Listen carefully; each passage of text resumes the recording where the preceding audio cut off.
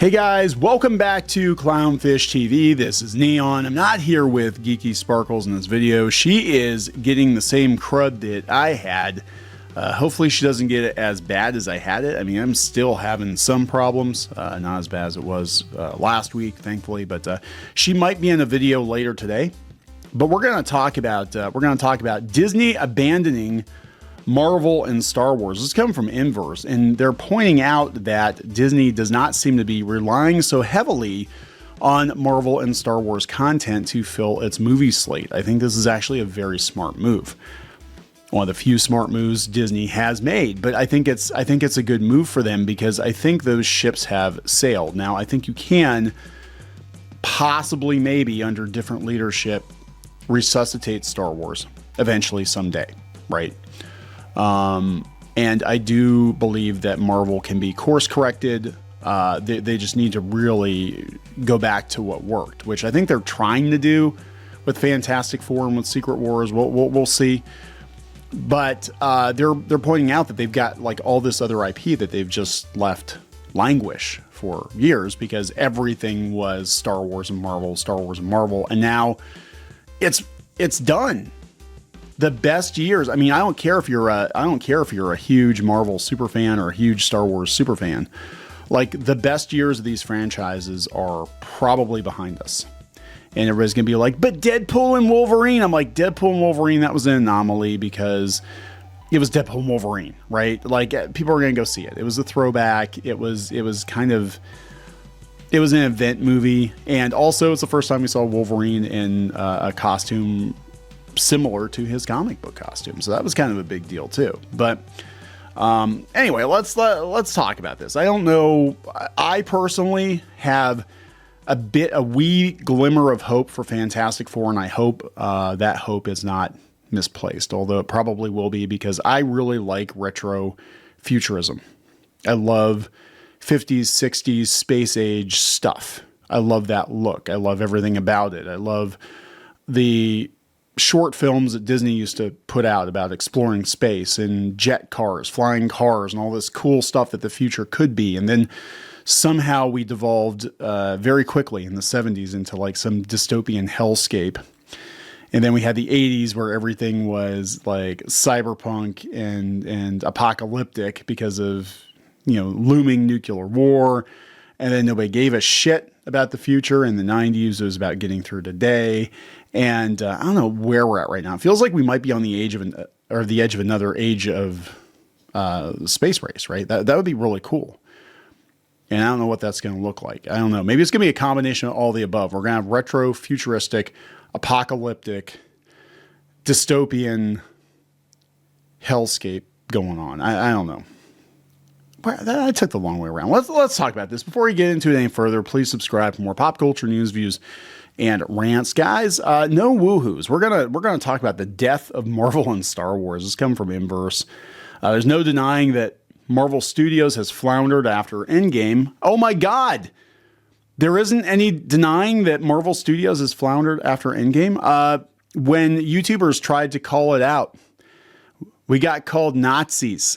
Literal Nazis. You just don't like brown people. You just don't like women. You just don't like gay folks. You're literal Nazis. It's like, no, the shows for the most part suck. The movies for the most part suck. That's the problem. Once the Infinity Saga came to an end and multiple founding members of the Avengers left for good, got killed, got swapped, it took a while for the franchise to find its footing, throw in a world-shifting event that relegated Black Widow to a simultaneous streaming release, and the MCU seemed to have everything going against it. Wow, it's safe to say it now. Since then, Marvel movies have mostly been failed experiments. From unconnected stories helmed by Oscar-winning directors to a Doctor Strange sequel that required way too much homework. Yes, you had to have seen WandaVision to understand what the hell was going on. It basically felt like a very special episode of WandaVision. Same with the Marvels. It was a very special episode of Ms. Marvel. While there have been some box office successes like Black Panther, which I still haven't seen it. I have no desire to see it. I don't want to see Namor, and I don't want to see a Black Panther movie without Black Panther. And Deadpool and Wolverine, which I thank Ryan Reynolds for that more than Disney. I mean, let's be honest.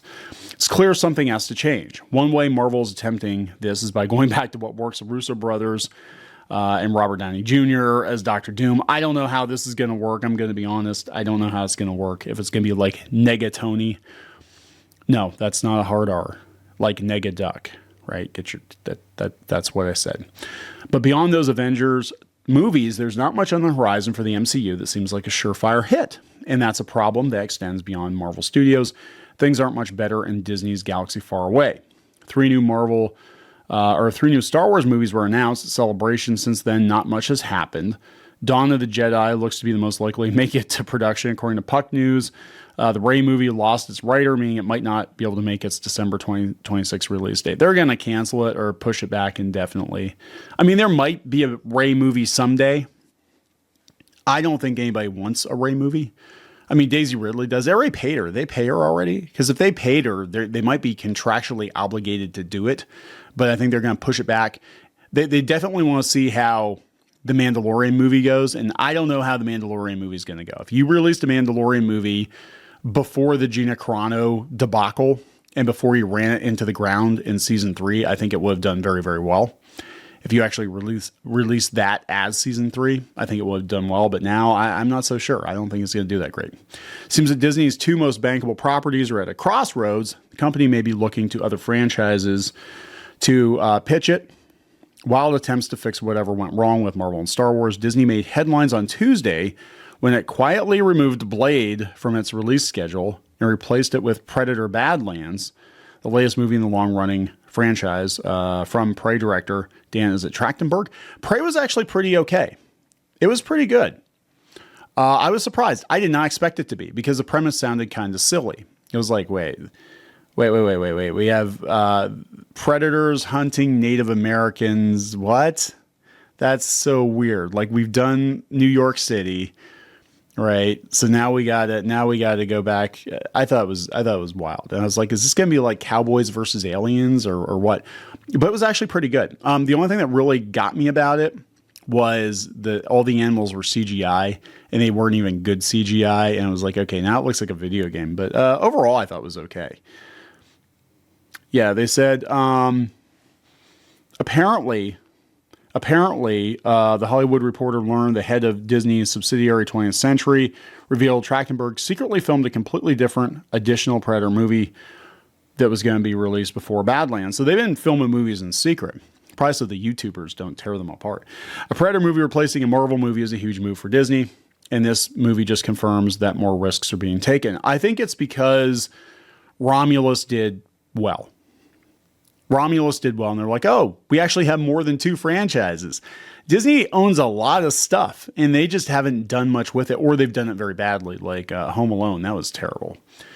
It's all confirmation of a new approach for Disney at large, especially at Marvel, a focus on quality, as Bob Iger said in an earnings call in May, even if it means scaling down the number of projects produced. Yeah, you are better off releasing one movie that costs $200 million that makes $1 billion at the box office than releasing a whole bunch of movies that lose money. I mean, seriously. And they've lost so much money on so many of these movies. You know, it's like measure twice, cut once, right? You release one good movie you know is going to make money, and you put everything behind that movie. But they've just been kind of spraying and praying lately, and it's not working very well for them. But they've got Brave New World delayed, Thunderbolts, neither one of those look good. And Fantastic Four, it's the only one I have hopes for. I think what's going to happen right now, I think we're seeing the flushing of what is in the system. It's kind of like a colonoscopy, right? They have to flush out everything before they can go in and start anew. And that's what I think we're seeing. We're seeing, a lot of reshoots on this stuff being delayed because I think it was all greenlit when they had infinite money. And let's not forget, like, Disney doesn't have infinite money now. They never really did, but they like to pretend that they do. And it's just not going so well. They said Disney's future relies less on 2 of its biggest franchises. It's not a bad thing. Experimentation with movies is how innovation happens. Yeah, remember, like, all these franchises, these quote-unquote tentpole franchises, they were all new experimental movies. And we don't have a lot of new franchises because the studios don't want to take chances because the shit costs too much. So they're going to make cheaper movies and they're going to experiment. I mean, look at, the first Star Wars compared to Return of the Jedi. I mean, it was made on a shoestring, and then that was a hit. So we gave them more money for Empire Strikes Back, and then they got a huge budget for Return of the Jedi. And that's kind of what I see happening, is that they're going to maybe do a movie for $80 to $100 million. If it does well, then, we'll double your budget. Or it could, work like Joker, where we gave you a shoestring budget, you made a ton of money, we gave you a huge budget, and you blew it. I mean, who knows, right? Who knows? But we're going to see a lot of changes out of necessity, not because they want to, but because they simply can't go back to the same well again and again. And I think we're end stage Marvel, end stage Star Wars for now.